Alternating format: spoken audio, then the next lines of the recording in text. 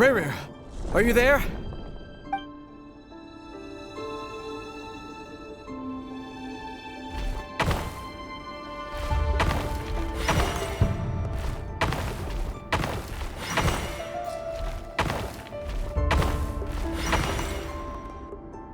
Hey, Rerir!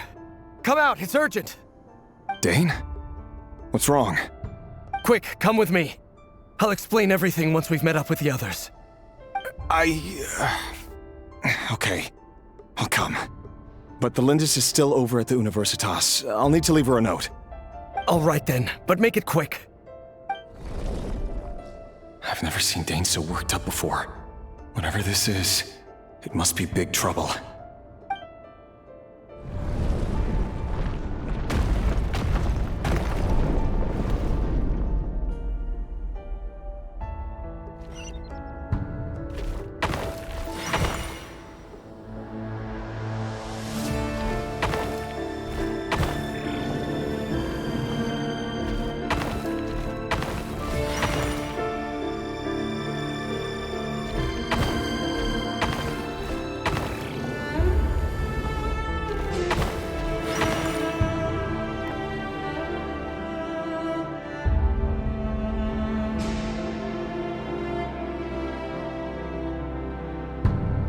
Well, this is a nice change, meeting you all at this hour.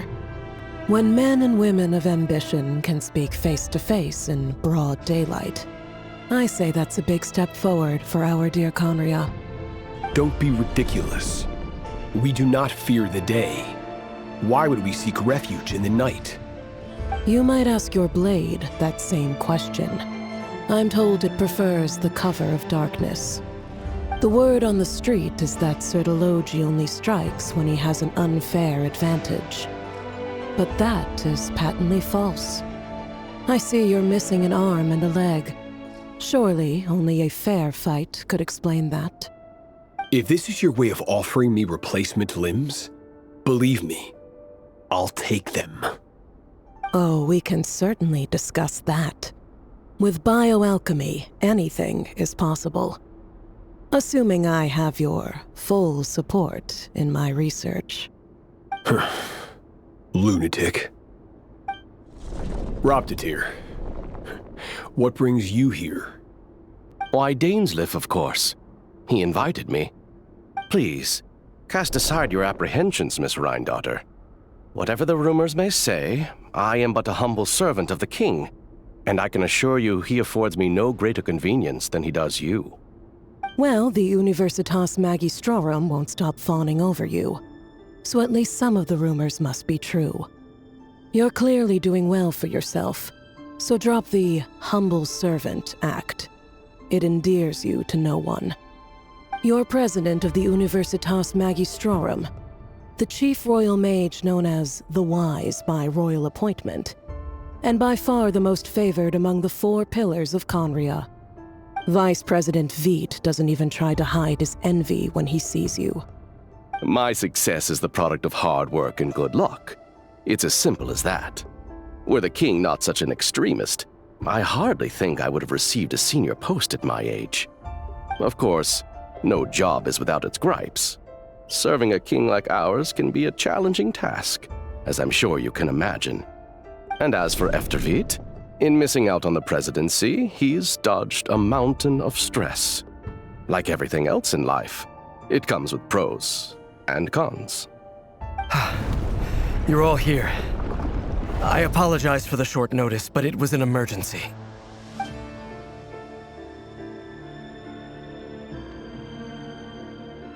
You must be Rerir. Mr. Sertologi. Yes, I handled your case file during your sentencing. Nothing personal, of course. I'm pleasantly surprised that you remember me.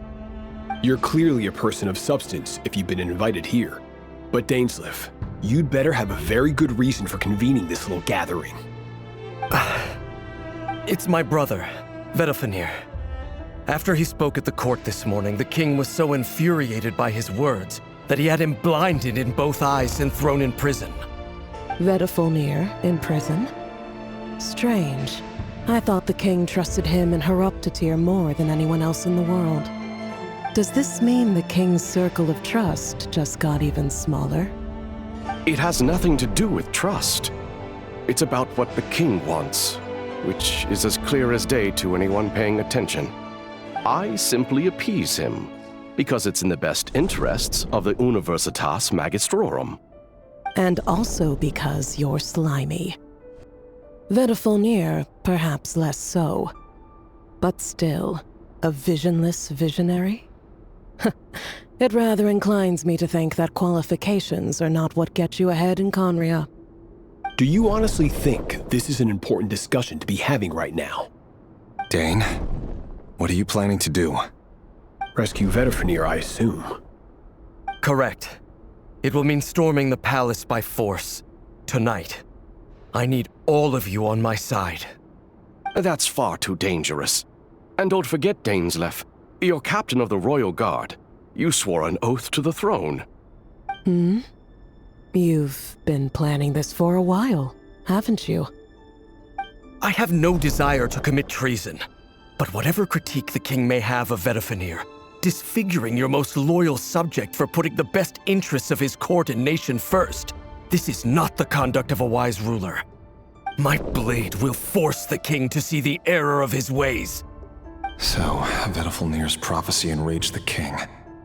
I'm sure it wasn't what he wanted to hear, but if he won't take counsel even from the visionary, that is deeply troubling news. The extent of His Majesty's madness is now all too clear. The question is, how does a man like me get out of this situation unscathed? You have noble ambitions, Dane, but I'm afraid they don't do much for a guy like me. I'm not interested in saving the world. All I want is a letter of pardon. A letter of pardon? For whom? Thelindis? The chances of the Vinster King issuing a pardon for anyone connected to the Crimson Moon seem vanishingly slim.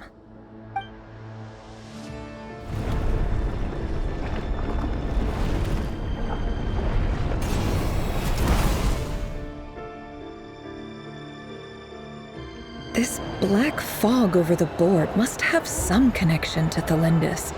But why is it taking this form? Does it have something to do with Revir's past? Another mystery I'll need to unravel.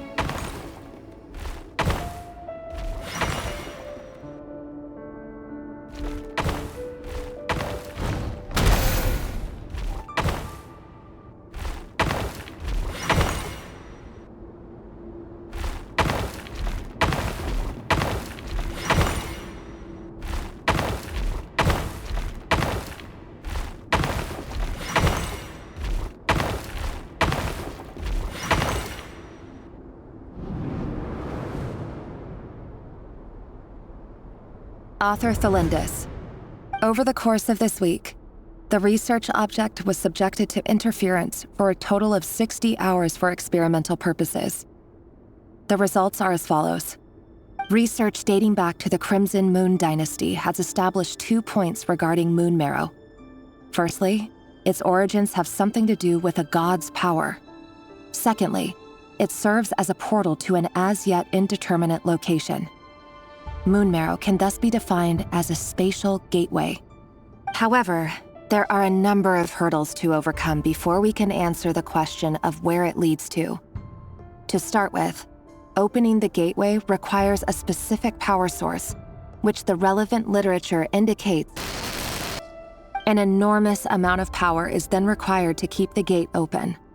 Currently, the total power output of our instruments remains in the single digits. To make matters worse, I am now the only staff member remaining in the Moon Marrow lab. The Universitas Magistrorum recently decided to move most of its personnel into abyssal energy research, which has stymied all Crimson Moon-related projects. This is not a wise move. I have always maintained that placing all our hopes in a single source of power is risky, especially one as poorly understood as this. As well as making ourselves overly reliant on a single resource, we are neglecting other promising technologies. I apologize if this comes across as disrespectful. But as a Moon Marrow researcher, I desperately want to see the world beyond the gateway. If we really made it there one day, what would we find? And how would we go about taming the unknown? My imagination is endlessly fueled by questions such as these.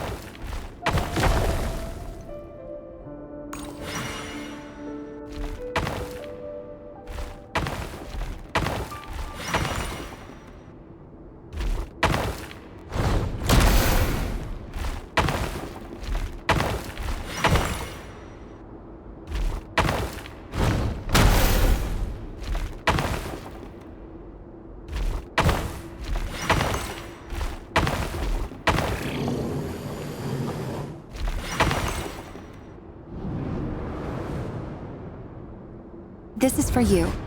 I heard you're gonna leave the city with your parents. The Lindis, did you hear about what happened? I've heard nothing. Rerir got back very late last Friday, and he was acting a little unusual, but he slept pretty well, so I'm guessing whatever he did was a good deed. You never saw him, and I don't know what he did. And this conversation never happened. You understand? What if he finds out that you pried into his secrets? Don't be silly. I don't know what secrets he does or doesn't have. All I know is he's just a normal guy who happens to run some errands for the king. Are you scared of him? I don't know. The Rerir I know doesn't match the person you all describe. Logically, I should be scared of him. And yet, I don't want to lose him. But enough about that. You should get going, and be careful with the package I gave you. Keep it secret. Keep it safe. What's in it? A piece of the moon. All you need to know is that as long as you keep it safe, then in the future, everyone will be able to see a red moon. A red moon? You mean our moon? That's right. Our moon. Promise me you'll look after it. I promise, the Lindis. The Crimson Moon bloodline will never die out. Its light, the color of blood, will become like a fire that flows in our veins, no matter how long it takes.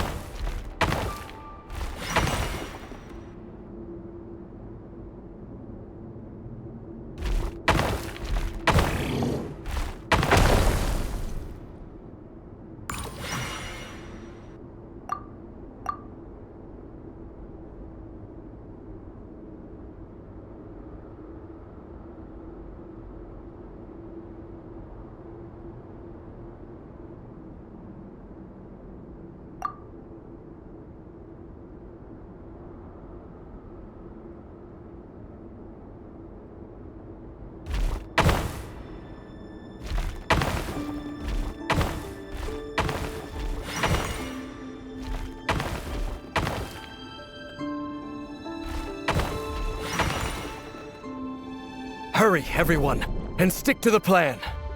Sir Dainsleif, what are you? Is this treason? You know what happens to those who betray the throne. Please, don't do this! It is the king himself who has betrayed the throne. He has betrayed all of Conria. If you have any love left for justice in your heart, you should join me. It's showtime. Dane and his group will handle the troops in the palace. Then Hraptatir and Rhindaughter will disarm the security measures. My job is to enter the prison and rescue Vedifalnir. Stay safe. Wish me luck. Look after my brother. Draw your blade. It is time for justice to prevail.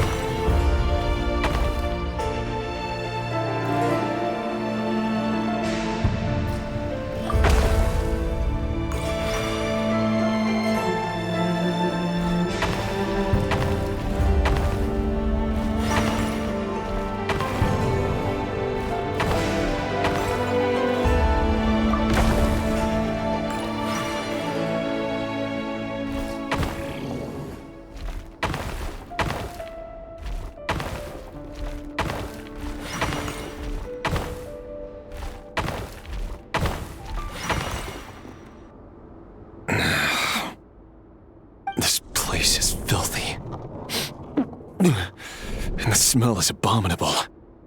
Clearly, the king doesn't allow his prisoners a single shred of dignity. This is dire.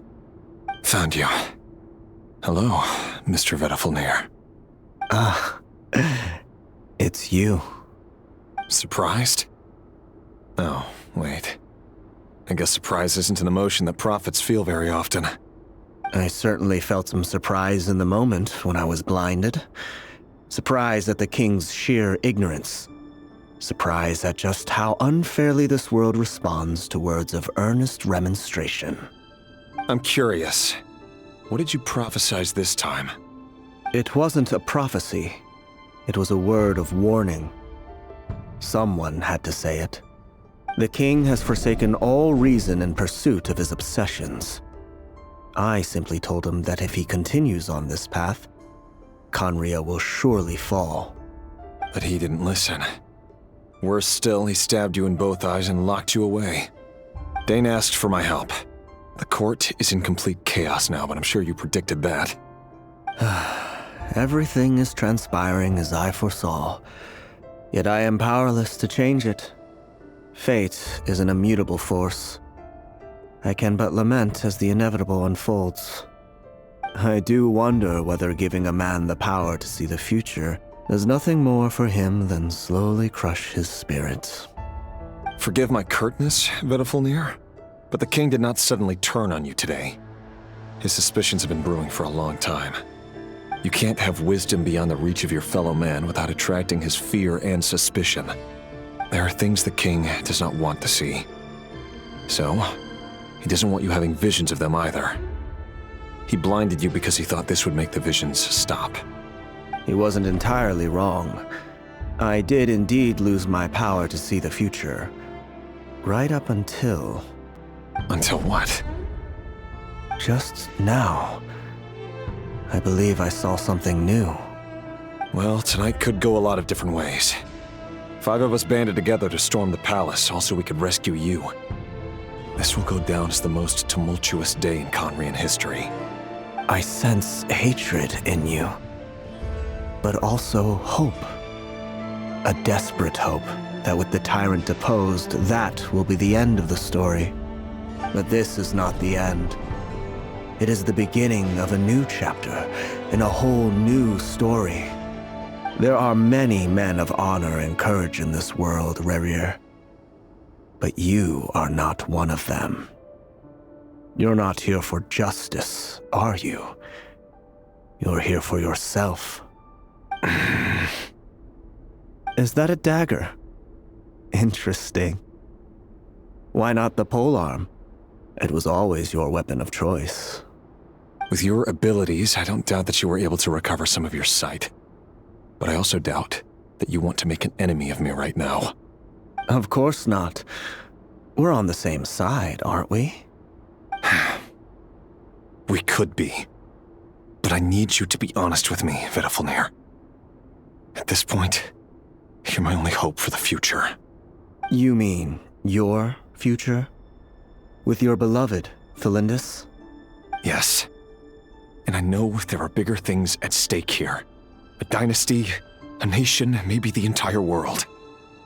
But forgive me, I care first and foremost about myself. I can't abandon the one I love to save myself. I just can't do it. But you see a broader picture of the future than I. You see the solutions to the biggest problems of our age. So tell me, what is my solution? What's the answer? In matters of fate, answers are either right or wrong. What will be and what will not. Maybe you are willing to pay a certain price in the pursuit of happiness, but unfortunately, fate does not negotiate. That is the cruelest thing about fate. It is unmoved by your sacrifices. That can't be true. I know it's your voice that I keep hearing in my head, urging me to see how the world is changing, to seek more power, so I can protect the things I love. You show me disaster, but you won't show me how to avoid it? Why? Why are you doing all this? My voice. In your head.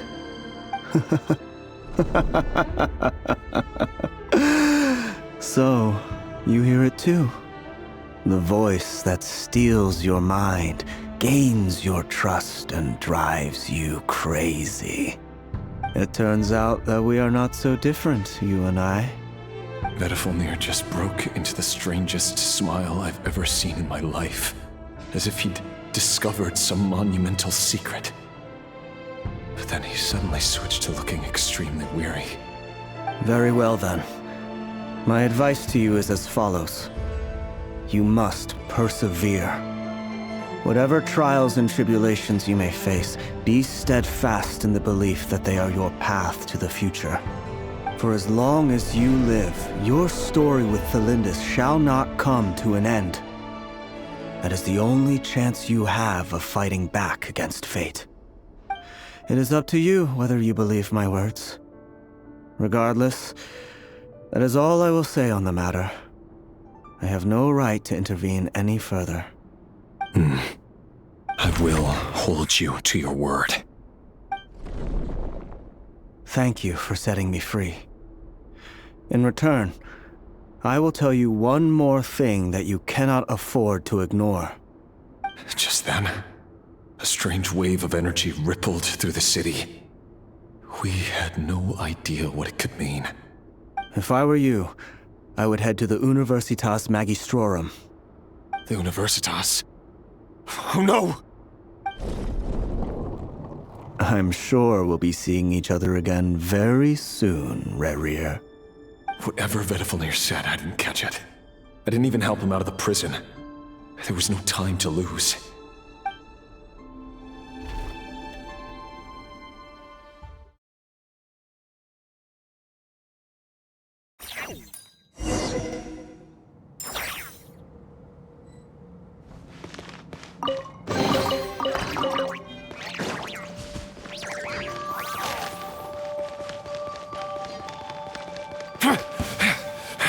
Monsters? Is this Rhindaughter's doing? Or the Universitas Magistrorum? Out of my way!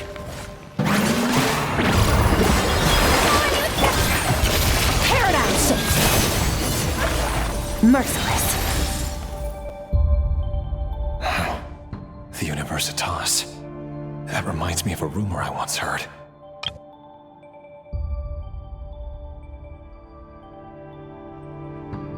Allegedly, the king installed secret mechanisms in the palace and around the city. No one knows where they are or what kind of power they hold. But if they were ever gonna activate, it would probably be on a night like tonight. Help! Help! Hold on! Don't let them anywhere near you! Save me! I can't! Ah! That sounded like an explosion. So, the rumor is true? The king really went through with it. What other means does the king have at his disposal? They must run on power from the Abyss. And given it's a major center of Abyss research, anyone over at the Universitas will be in grave danger. I have to hurry!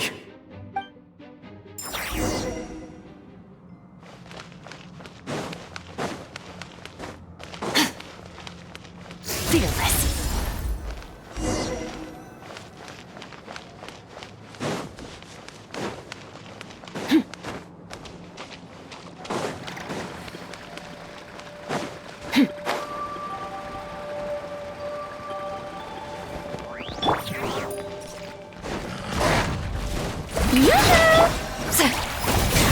You two!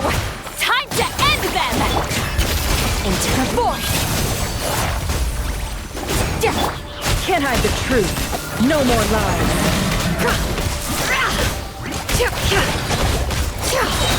The mystery unravels. Fearless. Let the world collide! Get to work! Suffer the wrath of Eatley! Hold the line! Paradigm shift! Fearless.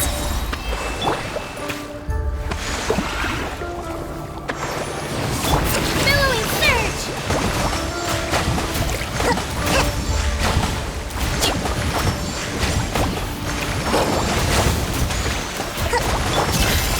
Into the void!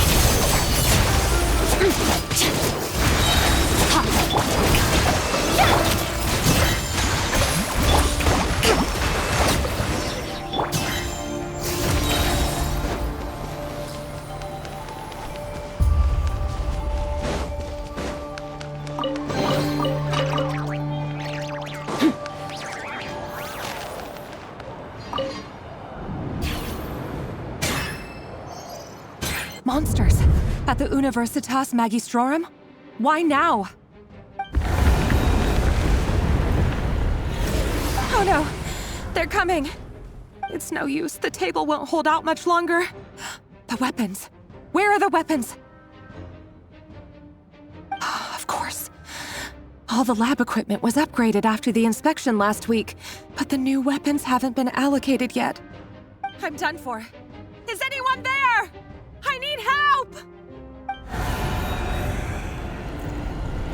Ah!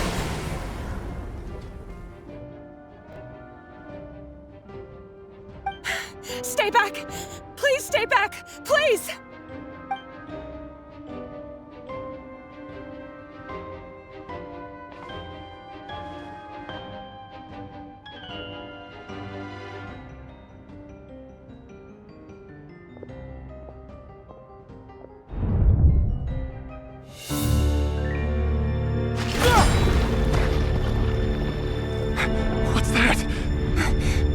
Rear.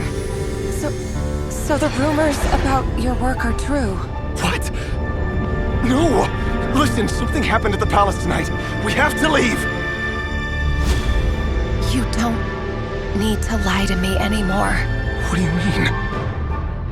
I know why you're worried, and I will respect the decision you've made. But it's okay, because I found a solution. I know how to end all this. You can have it back. The normal life you so desire. But until then, I'm afraid our wedding will have to wait. Felindis? No, don't do it! Felindis! Felindis!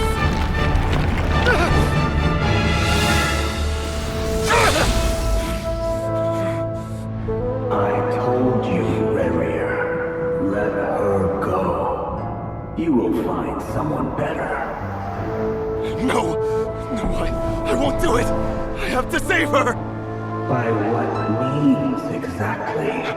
A lowly pawn. You lack the power and the strength of will. Do you know a way? Tell me! Come to the palace. Join us.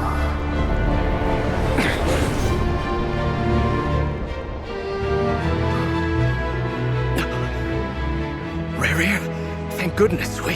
Step forth and take your share. You made it. Not you too.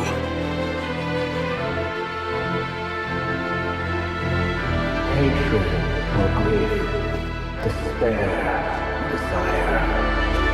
We all have our own.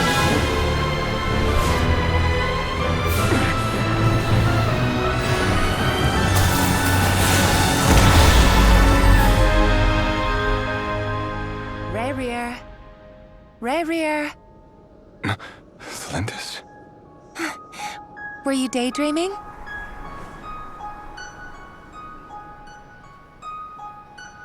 You still remember, Rarier? That question you asked me a couple of weeks ago? Oh. You mean the proposal? Yeah. I'm wondering, where do you think would be a good place to discuss it? Maybe in the garden? Or were you thinking a fancy restaurant? It's your choice.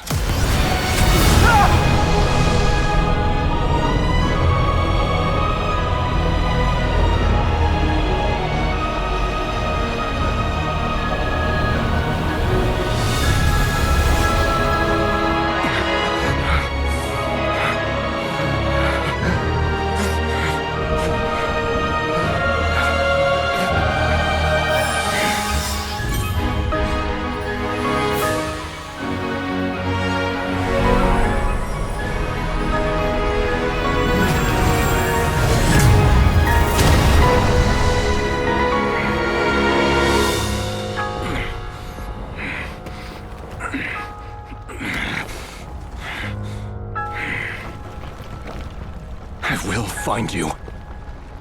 And then, you can give me your answer.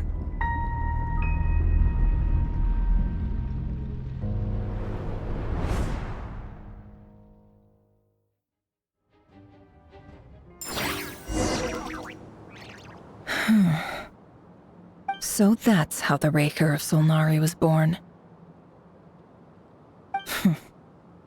A monster created by circumstance is a monster all the same. Viewing other people's thoughts for too long can get uncomfortable. Right now, I'm feeling a strong sense of loathing. In a nutshell, the story of Conria is what happens when the truth falls by the wayside. Everyone tells little white lies, and before long, you have a huge pack of lies that destroys everything. Time to get back. His past is filled with sorrow, but the tale of any fallen civilization is one of endless tragedy. Cruel as it may be, that was Conria's fate.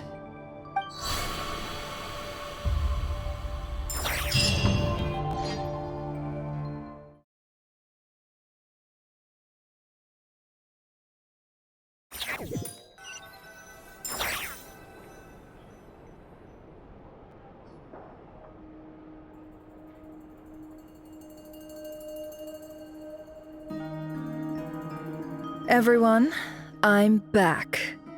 Can I get a standing ovation? Never! How are you holding up?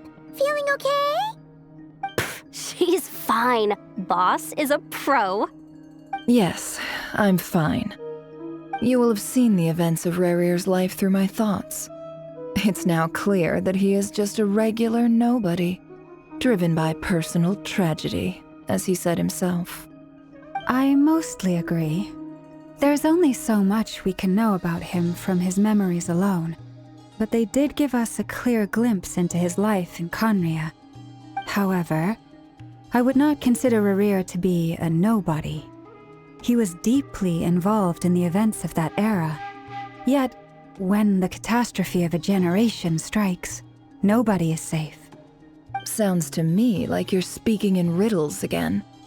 Is this you urging me not to abandon the people of Nodcry in their hour of need? That's not what I meant. Although I do hope you choose to remain a part of the plan. Without you, the mission ahead will be all but impossible. Then try to remember that I respond better to the carrot than the stick. And I don't appreciate being bossed around. Now, as for you, Missy, you were excellent. You stuck to the rules of the ceremony and kept your mouth shut the entire time. Bravo. Cool! So, can you fill me in on the deets now? Most of what I saw went right over my head. Patience. You'll hear the whole story, don't you worry. But let's meet up with the others first. It will save me narrating it twice. Yehoda? Yes, boss! Let me get that door for ya. That's more like it. For a moment there, I was worried you'd forgotten about the first clause of your employment contract. Forgive my curiosity, but what does the first clause say? It says I gotta do the annoying stuff that boss is too lazy to do for herself. Like opening the door, pouring the tea, yada yada. Is that right? If something is in the contract, it's because she willingly agreed to it. Rest assured that the Curatorium abides by the very strictest of labor policies. You don't seriously think I'm cruel enough to treat her like my slave. In any case, I've hardly shied away from my share of the work today. Hope I don't catch Flintz and Varka lounging about in their chairs, enjoying a leisurely cup of tea.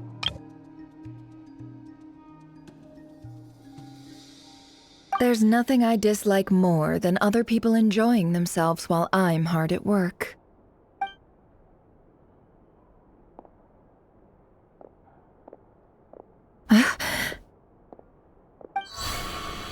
Oh no.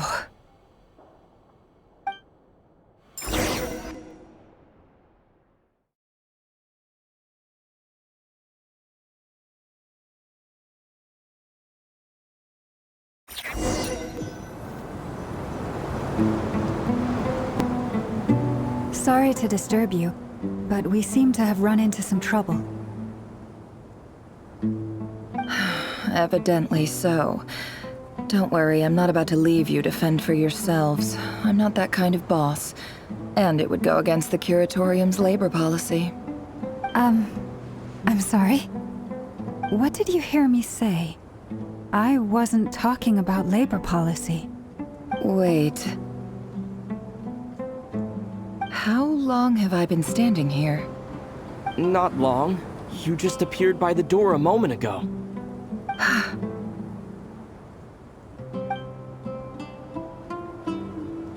Boss, what's wrong? You look like you've seen a ghost. We've been tricked. We never left at all. Somehow I hallucinated that whole scene back inside the office. Hallucinated? But how? How indeed. This place should heed my will alone. All thoughts and actions that occur in here are just a result of pawns moving across the chessboard in a carefully calculated manner. And nobody has access to this chess set but me. So you control everything in here? More or less. But yes, it's a special technique of mine. Has anything like this ever happened before? Only once. It was the first time I used the chess set. Is there any similarity between what happened then and what's happening now? I suppose my thoughts are a little turbulent, which was also the case my first time. Is there anything I can do to help? The first clause of your contract clearly states that I only need your help with things that I'm too lazy to do myself. Meaning, you're not feeling lazy right now? Meaning this is not something Yehoda can help with. The chess set is a personal treasure that I alone understand. I must be the one to find our way out of here. Boss, it's fine. Really. Let me do something useful. Oh, listen to you. Whatever would I do without you, Yehoda? What? Really? Yes, really. Where would I ever find another employee as obedient and servile as you? God forbid anything ever happens to you. Oh, okay. Well, anyway, I was thinking of fetching some water. There's gotta be a source around here somewhere. I suggest everyone finds someplace comfortable to take a rest. We gotta conserve our energy. Even though all this chess malarkey doesn't exist in a physical sense, mentally speaking, it's all real. And so is our tiredness and fatigue. You don't want to dismiss mental fatigue. Just because it isn't physical doesn't mean it's any less serious. But anyway, I got your backs, so don't worry about a thing. Don't I have the best employees? Jealous much? If we can find a suitable time, I'd love to borrow Yehoda for a day to help out at the Frost Moon Scions. Would you be amenable to that, Boss Nefer? Oh, Lauma. Have I ever told you just how pretty you are? Beauty runs from the tips of your antlers to the depths of your imagination. Time to rally, everyone. Follow me.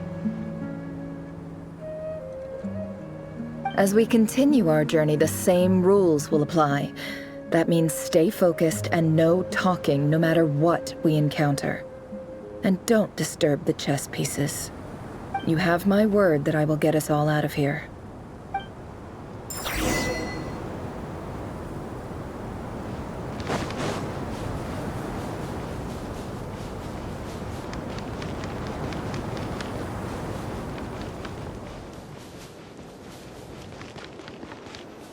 This place looks familiar. That's not a good sign. There's someone up ahead. Time for a little chat.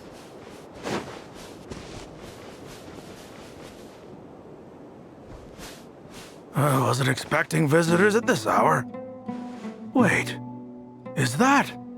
Oh, it's him. There you are. Sinue's been looking for you all day.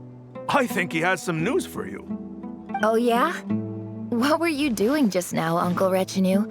Hiding away some more loose change? I know I saw some Mora. What do you mean loose change? Oh, come on, I'm too old for this. Just pretend you saw nothing.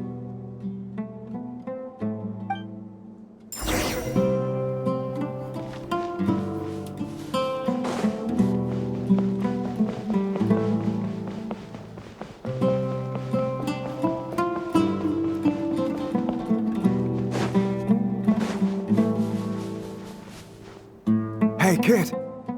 Mind telling me what Sinuhe's been up to recently? I'm trying to get in his good books and I need a way in. Get in his good books? Why? What do you want with my dad, Uncle Apepi? I've written a new song. I was hoping to showcase it at the next festival, but I'll need his approval. A new song, huh? I'd love to stay and listen, but unfortunately, Uncle Retinue says my dad's looking for me. Well, there's plenty of time and I'm not going anywhere. See that pile of stones? I'll be sitting there warming up my vocal cords. Come find me when you're done. Pile of stones. Got it.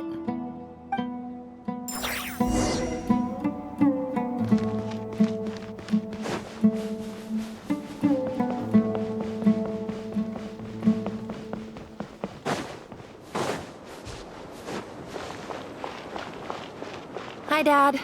Uncle Retinue said you were looking for me. Ah, there's my little princess. If you'd gotten back just a little sooner, you could have shared the spoils of war with me. Spoils of war? Who were you fighting against, Dad? It was just a figure of speech. The aftermath of a sandstorm is no time to be waging war. I was talking about our war against thirst. I went out to fix our water supply problem, and now I'm back. Which means... We have a well again! That's right. I found a new one and brought back as much water as I could carry. It should last us for a good while. If it wasn't for these blasted sandstorms, our wells wouldn't be caving in. You wouldn't be spending all your time out searching for new water sources. As the chief of our tribe, I'm supposed to be leading us out of hardship and poverty, onto better things.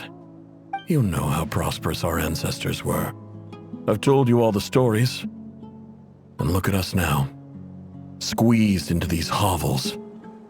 No one would choose this, if it wasn't for the endless wars over the years. But things are looking up. I started working with some folks from the academia a few months back. They gave me some contacts in return for my assistance in the desert. So you're the academia's helper now? Special ambassador, they call it. Think of it as a partnership. It's nothing bad, okay?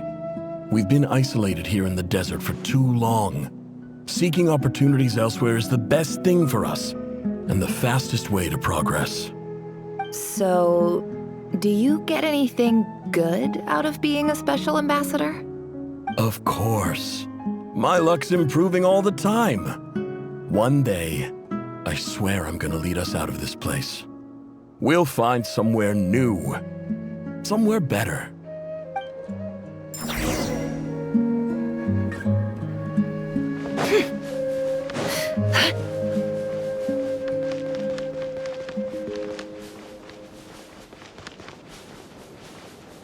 Can't hide the truth. It all adds up.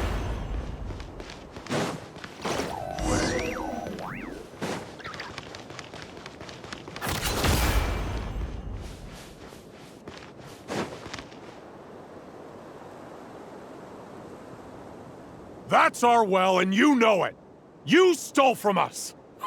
Well, you've gone from chief to thief, and now you have to face the consequences! Did you really think you could take our water without permission and get away with it? You're either brave, stupid, or both. And that special ambassador act? Yeah, nice try! We spoke to the academia. They said it was all news to them. You're a liar and a cheat!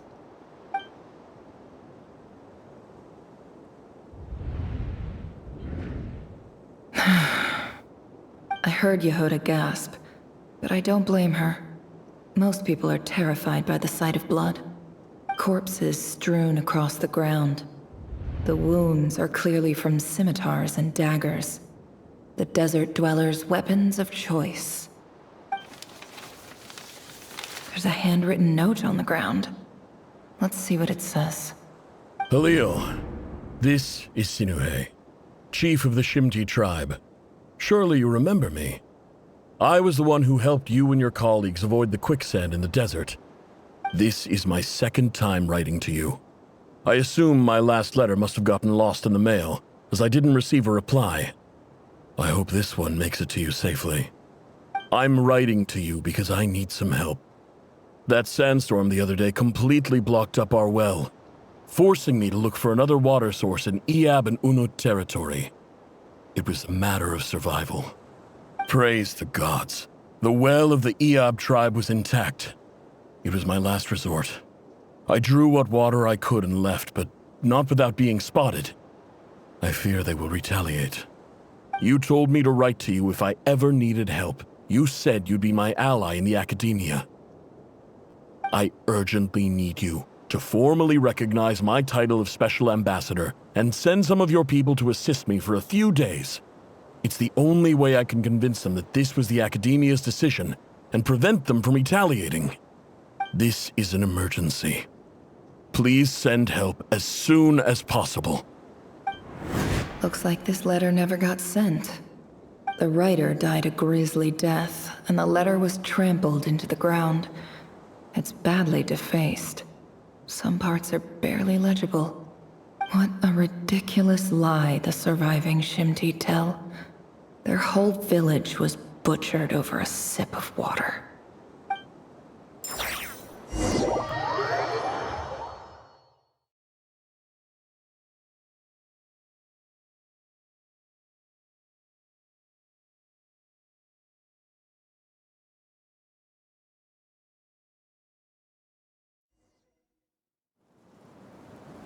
Officer, welcome. Welcome to our humble village. I thought you would at least have the courtesy to provide some respectable libations. This is the finest wine our village has to offer. I promise.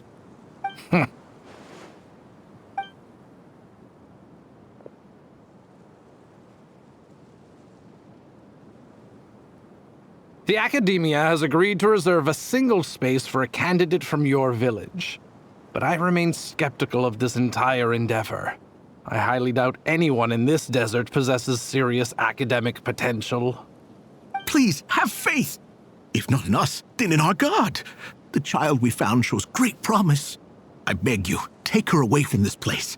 Give her a chance. Don't let her talent go to waste. I don't recognize her. New arrival? She showed up here a few days ago and we took her in. She's a really bright kid. Please help. I'm begging you. So, where are you from? Nowhere special. Just a sand dune. What about the rest of your family? How many of you are there? Just the one. It's only you? Correct. So, no brothers, no sisters, no mother or father? Any who have slept on a bed of sand, I call my brothers and my sisters. Apart from that, I have no family. All right. Get over here. Sign your name on the form.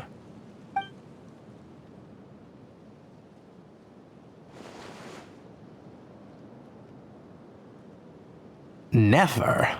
You're rather fair-skinned for a desert dweller.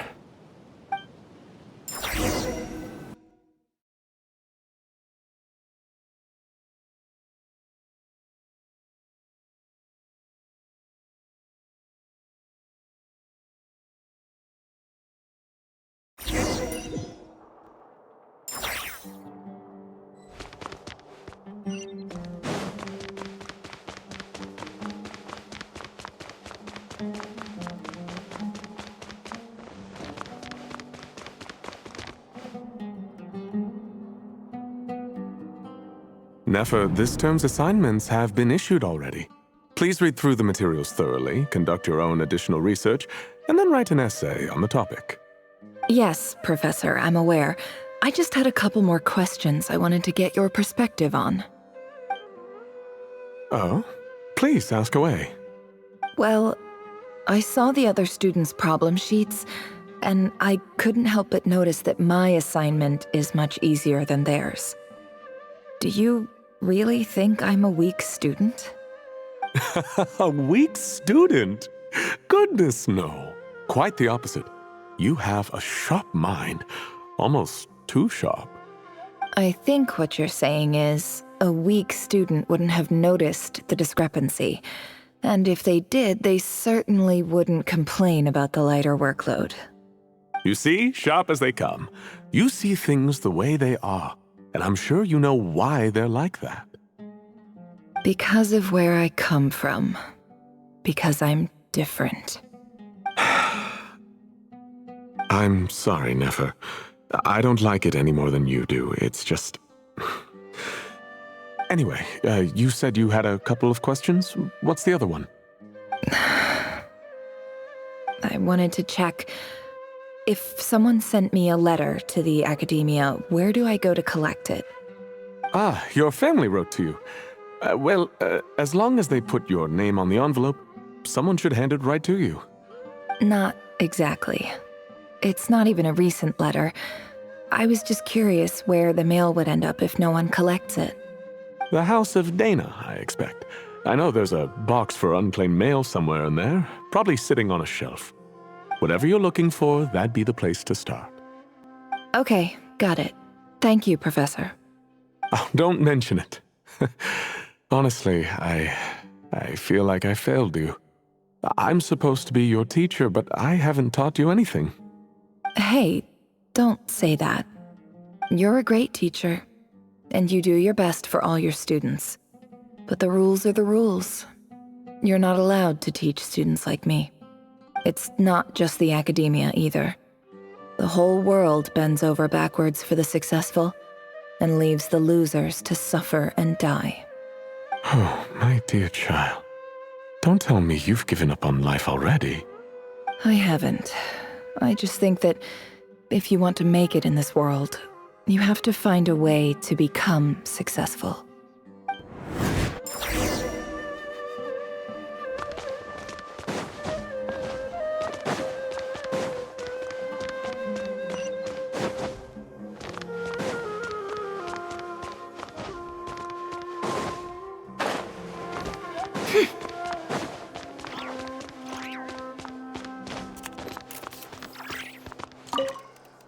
This must be it.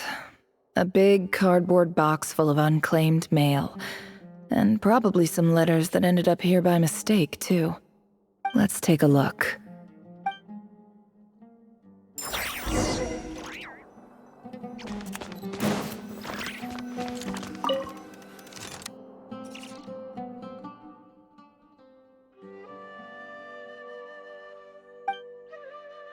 A dilapidation survey from Port Ormos. Looks like it's from a Core of 30 representative. What a strange thought. A bunch of mercs losing sleep over rundown buildings. This one was never even opened. I guess the recipient didn't care what the Core of 30 had to say about anything. Who was it addressed to? I don't recognize the name. But it must have been a Kasharawar professor. This one is addressed to the Immorta Sage. The title is Changes Observed in Satyavada Life Symptoms. Why do all these letters read like full-blown dissertations? Guided by the incense, we became lost somewhere in the forest. All the barriers between levels of consciousness disappeared as our minds soared around in circles, looking for a branch to seek refuge on. In clinical terms, these symptoms fit the description of incense poisoning. The Immorta Darshan strictly prohibits the use of hallucinogenic substances, but I believe there are still people getting away with it. For example, my neighbor who always breaks out into song and dance after using incense. This seems like something the academia would want to know about. Why wasn't it collected? Wait, what's this written on the back? It's so small. The note says, "The sender authored this letter while under the influence of mushrooms. I would send it back, but no return address was provided. Stamped by the Grand Conservator of the House of Dana."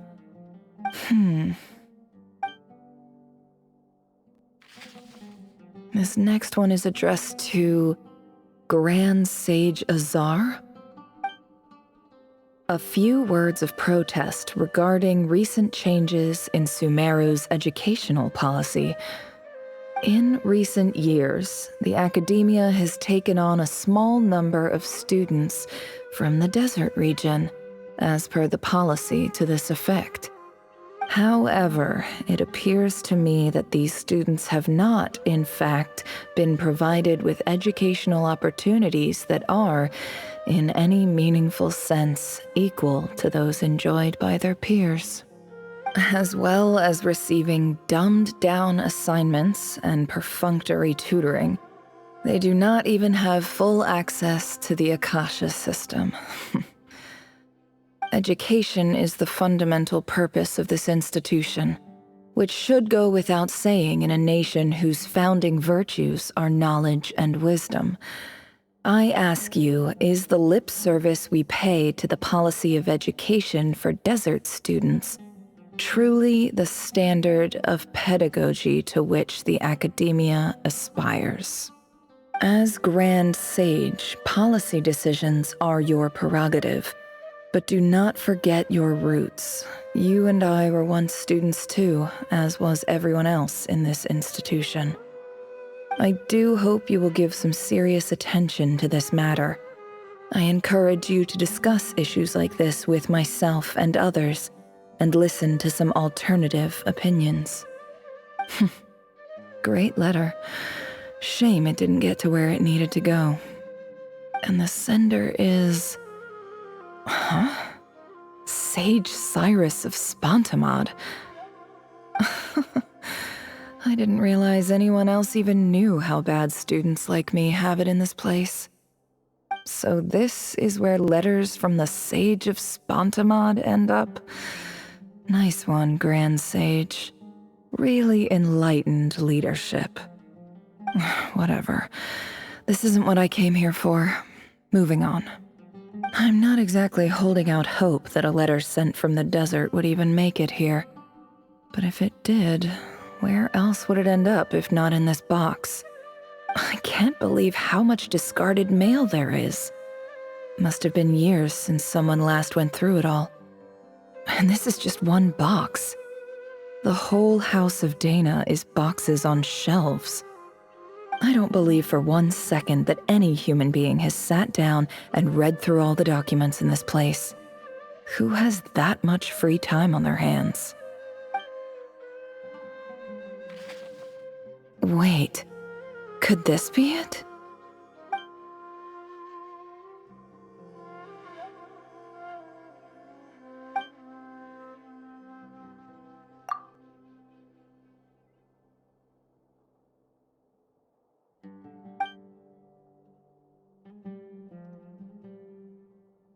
Greetings, Halil.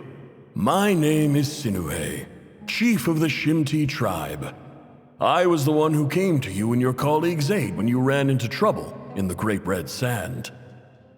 I don't know how well you remember it now, but I brought you to safety and gave you some water and other supplies. You seemed very pleased and told me your name. In my tribe, learning a person's true name is serious business, and I therefore see you all as friends. You were kind enough to leave your contact details, so we could stay in touch. The Shimti tribe lives a harsh, nomadic existence in the desert. You were sympathetic towards my plight, promising to make me a special ambassador of the academia and help us find a way to make a better living. This brings me to my reason for writing. Our tribe has fallen on particularly hard times, and I would like to ask for your assistance. There was a terrible sandstorm a few days ago, which blocked up the well in our land. To ensure my people's survival, I had no choice but to venture into Iyab and Unut territory in search of an alternate water source. The Iyab and Unut are descended from the Thamudians, while we trace our ancestry to Tulatala. We worship the Lord of Flowers and have had relatively good relations with our fellow tribes up until now. I found a well belonging to the Iyab tribe. They declined to help us, but I really had no other option, so I took some water to keep me and my tribe alive. My actions are certain to incur their wrath. When we met, you assured me that you would be my ally in the academia. I would like to take you up on that offer, because I really need your help. I wonder if you could send an academia representative to meet with me. That aside, the last time you were here, you mentioned that the academia had started accepting students from the desert, and I told you a little about my daughter, Nefer. We have next to no resources here in the desert, and my power and influence are limited. Would you consider enrolling my daughter at the academia? She is a smart girl. I know she won't disappoint you. From the outset, the academia never took you seriously. Those things they promised were just empty words. I doubt they even remember the name Sinuhe. And you were so emphatic that your luck had finally changed for the better. You swore you'd lead us to a better place one day. You spoke with such conviction, Like you were the most powerful chief in the whole desert. You liar. You lied about everything. You promised the world and delivered on none of it. And who fell for it? Just me, by the looks of it. Despite your best efforts. Which makes you a pathetic liar. You weren't even any good at it. I think I'll take over from here. Let me show you how it's done.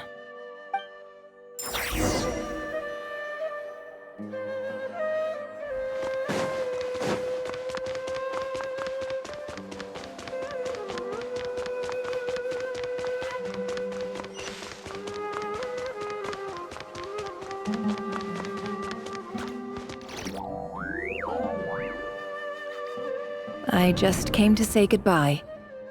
Thanks for everything you've done for me in my time here. Nefer? You packed your bags. Where are you going? I'm quitting.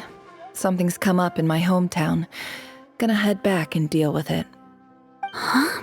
But this was a hard-won opportunity for you. You know that better than I do. It was, but it doesn't matter. I have more important things to deal with, and they can't wait. Oh, and I didn't want to overfill my bags, so I left some incense on your desk.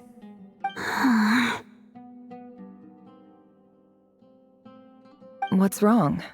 I thought you liked incense. Although, I did read somewhere in the House of Dana that it has hallucinogenic effects. Don't use it all at once, all right? Isn't this the stuff you brought from your hometown? You're just letting me have it? But you said it's a rare and valuable commodity. Yeah, about that. I lied. It's not rare at all. There's this bunch of ruins near my hometown that are practically overgrown with this plant. It's not worth much. Keep it, it's fine. But Nefer... All right, that's all from me. You take care.